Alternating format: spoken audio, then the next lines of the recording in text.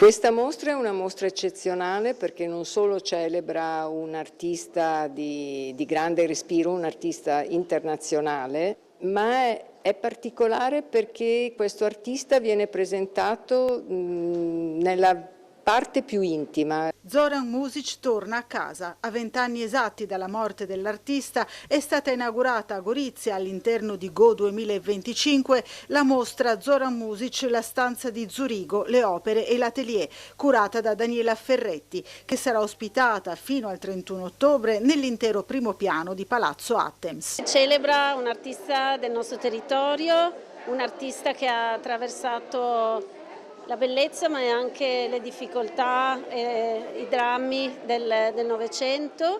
È una mostra che l'ente ha fortemente voluto e organizzato insieme a tanti partner e sotto l'egida della Regione Autonoma Friuli Venezia Giulia.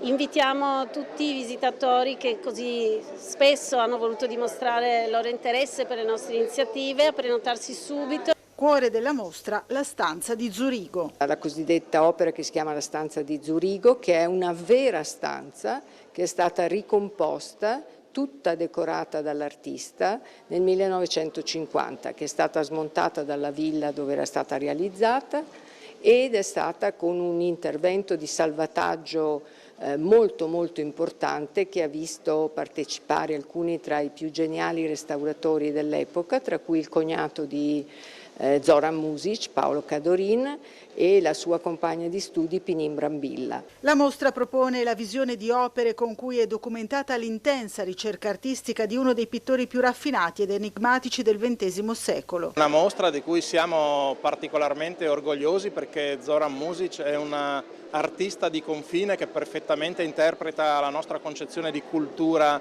di frontiera. Lui è nato qua e ha poi viaggiato tra Zagabria e la Spagna, tra Venezia e Parigi. Grandissimo rappresentante della cultura di quel confine che una volta non c'era, perciò di quel territorio che oggi ancora esiste, si aggiunge alle grandi esposizioni che abbiamo appena chiuso proprio qui nel Palazzo Attems alle nostre spalle alcune settimane fa, fondo Andy Warhol, oltre 60.000 presenze, grandissima anche la mostra di Ungaretti a Santa Chiara, quella su Basaglia, sui ponti.